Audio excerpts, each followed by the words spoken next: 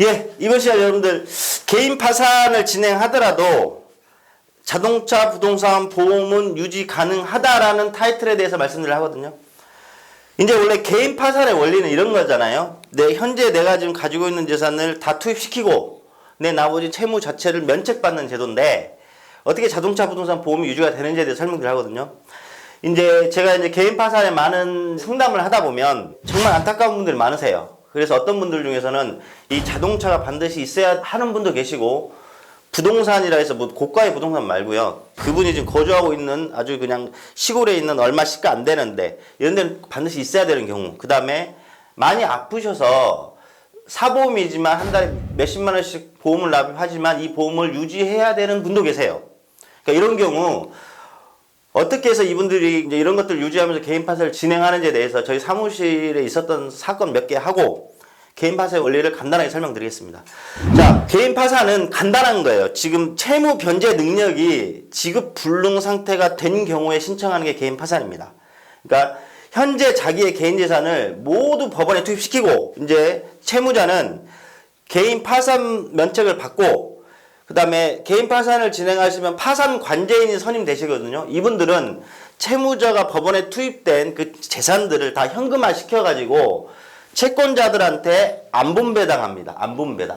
안분배당 시키는데, 다만 이 법에는 파산 관제인 분께 많은 권한을 드렸습니다. 어떤 권한까지 드리냐면, 채무자의 개인 재산을 파산 관제인 직권으로 채무자 개인 재산을 어떻게 처분 등을 할 수 있는 권한을 파산 관제인들 이분들한테 주어졌어요. 그래서 쉽게 얘기해서, 자, 채무자가 어떤 자동차가 한 대 있단 말이에요. 그러면 법원에 투입시켜야죠.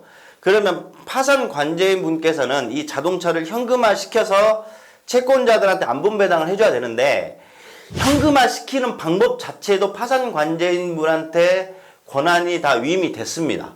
개인 파산법에 의하면. 그러면 파산 관제인께서는 많은 권한이 갖고 계시겠죠. 자, 이러한 것들 때문에 내가 지금 가지고 있는 자동차 부동산 보험들이 유지가 가능합니다. 그래서 우리 사무실에서 진행했던 딱 세 가지 케이스를 말씀드릴게요. 하나입니다. 70대 할머니의 개인 파산 사건이었는데, 이분이 이제 시골에서 조그만한 1층 아주 허물어져가는 주택이라고 말하기 힘들 정도의 이런 집에서 거주하셨거든요. 근데 시가가 한 2천만 원밖에 안 됐습니다. 근데 여튼 개인 파산을 진행하면 2천만 원 이 집을 법원에 투입시켜야 됩니다.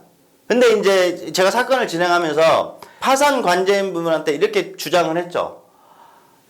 고가의 부동산도 아니고 2천만 원이거든요. 지금은 임대차 보증금만 해도 면제재산 해가지고 뭐 서울은 3,600, 광역시는 2,400 막 이런 식으로 해서 면제재산을 인정해줘요. 근데 여기는 시골인데 2천만 원짜리 집인데 자기 소유였어요. 할머니 집.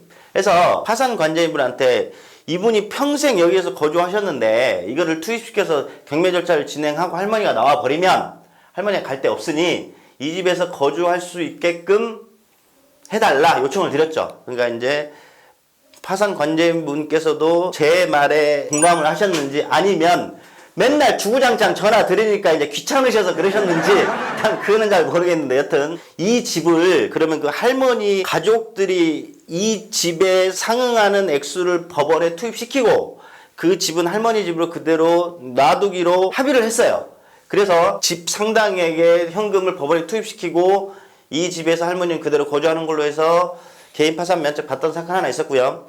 그 다음에 또 한 가지요. 60대 여성분이었는데 이분은 아픈 데가 많이 있었어요. 막 뭐 이렇게 류마티스, 막 허리, 막 어깨, 뭐 백내장 막 너무 많아가지고 병원을 뭐 안과, 막 신경외과, 정형외과 막 이런 분이시라 자동차가 필요했어요. 자동차가. 그래가지고 개인 파산을 진행하는데 자동차가 시가 한 500만 원 정도 됐거든요. 이것도 제가 관제인분한테 맨날 주구장창 전화드렸더니 알겠다고. 이 자동차는 이 중고 시세 상당액을 가족들이 법원에 현금을 투입시키면 이분 앞으로 그대로 놔두고 파산 면책을 진행시키겠다고 약속을 해서 중고차 시세 500만 원을 투입시키고 이 차를 유지했습니다. 그 다음에 세 번째요. 역시 60대 여성분이셨는데 이분이 예전에 암 진단을 받으시고 수술 후에 항암, 방사선 받으시고 건강의 회복 상태이신데 개인 파산 면책 사건을 이제 진행 중에 이분이 한 달에 사보험이 한 30만 원 정도 이렇게 집어넣었어요. 30만 원 정도. 근데 이거를 도저히 이걸 뭐 해약하거나 이럴 수가 없었어요. 왜 그러냐면 암 수술 이후에 뭐 암이 재발할 가능성도 있고 이런 합병증 여러 가지 등의 걱정이 많이 됐던 거예요. 그러니까 뭐 펀드형 뭐 보험이나 이런 건 전혀 없었고 전부 다 건강보험이라든지 실비 다 이런 것들이었거든요. 근데 이게 한 달에 30만 원씩 투입이 됐거든요. 그래서 이것도 파산관제인한테 주구장창 맨날 전화를 했더니 아 그럼 보험 유지하고 이 보험들의 그 보험 해지하면은 환급금 있잖아요. 예상 환급금을 평가해서 그 액수 상당액을 법원에 투입시키고 이분은 보험 유지하고 개인 파산하셔가지고 면책 판결까지 받았습니다. 자 이렇게 개인 파산의 원리는 내가 갖고 있는 모든 재산을 법원에 투입시켜야 됩니다. 예, 다만 이런 여러 가지 상황이 있었을 때 파산관제인한테 설득을 시키는 게 원칙이지만 저같이 맨날 주구장창 연락하시면 원하는 쪽으로 방향을 이끌어서 충분히 면책까지 유지하시면서 진행이 가능하기 때문에 항상 이런 문제가 있으신 분들은 저 같은 전문가랑 상담을 반드시 하시기 바랍니다.